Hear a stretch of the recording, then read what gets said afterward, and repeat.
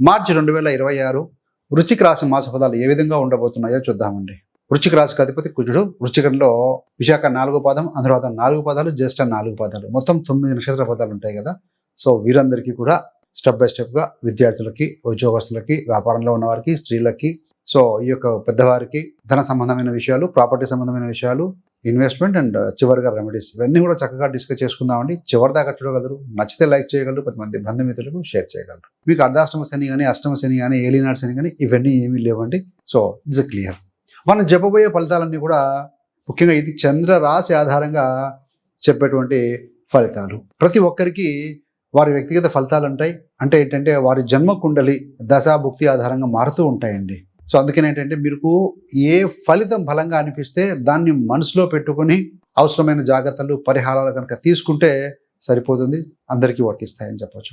మార్చి నెలలో వృశ్చిక రాశి వారికి వారి గ్రహస్థితి ఏ విధంగా ఉందో పరిశీలించుకున్న తర్వాత ముందుకు వెళ్తే ఫలితాలు సులువుగా అర్థమవుతాయండి. శనైశ్వరుడు మీకు 5వ స్థానంలో మీనరాశిలో ఉన్నారు. అంటే వృశ్చిక నుండి 5వ స్థానంలో సంచరిస్తూ ఉన్నారు. 5వ స్థానం అంటే ఏంటి? విద్య, పిల్లలు, ప్రేమ, క్రియేటివిటీ, మీ యొక్క మనసులో ఉండే సంకల్పాలకు సంబంధించిన కీలకమైన స్థానం 5వ స్థానం. కోణం అంటాం. గురుగ్రహము ద్వితీయ పంచమాధిపతి, పరమ యోగకారకుడు. ఆయన 8వ స్థానంలో మిథునంలో సంచరిస్తూ ఉన్నారు. 8వ స్థానం అంటే రహస్యమైన విషయాలు, రీసెర్చ్, ఇన్సూరెన్స్, ట్యాక్స్, ఇన్హెరిటెన్స్, పూర్వీకుల ఆస్తిపాస్తులు ఇలాంటివన్నీ కూడా ఆయన టచ్ చేస్తున్నాడు 5th హౌస్లో ఉండి. కుజుడు 4వ స్థానంలో కుంభరాశిలో ఉన్నారు. అంటే మీకు 4వ స్థానం అది. 4వ స్థానం అంటే ఇల్లు, వాహనం, ఆస్తి, ఇంటి వాతావరణం, తల్లి ఆరోగ్యం, ఇవన్నీ కూడా కుజ ప్రభావంలోకి వస్తాయి. సో ఇవండి. ఇక్కడ శుక్రుడు మీన రాశిలో వచ్చి మీ 5వ స్థానంలో బలంగా ఉంటున్నాడు 2వ తారీఖు నుండి 27వ తారీఖు. ప్రేమ, పిల్లలు, కళలు, వినోదం, హాబీలు ఇవన్నీ కూడా శుక్ర అనుగ్రహంతో మెరుగుపడే సూచనలు చాలా బలంగా ఉన్నాయి. శుక్రుడికి మీన రాశి బలమైన స్థానం.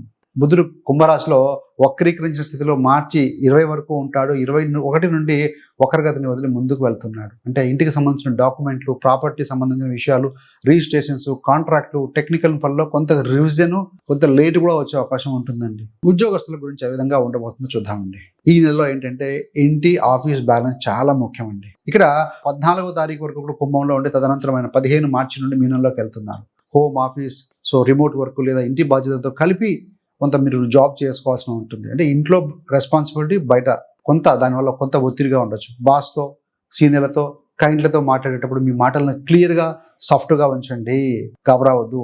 ఈమెయిల్స్ కానీ, రిపోర్ట్స్ కానీ, ప్రజెంటేషన్స్ పంపే ముందు ఒకసారి కాకుండా 1-2 సార్లు రీచెక్ చేసుకొని పంపితే సరిపోతుంది. బుధుడు వక్రీకరించుకున్నాడు. బుధుడు బుద్ధికి కారకుడు, కమ్యూనికేషన్ కారకుడు. బుధుడు రెట్రోగ్రేడ్లో ఉన్నప్పటికీ కూడా పాత ప్రాజెక్టులని క్లోజ్ చేయడానికి, పెండింగ్ ఫైళ్ళని పూర్తి చేయడానికి కూడా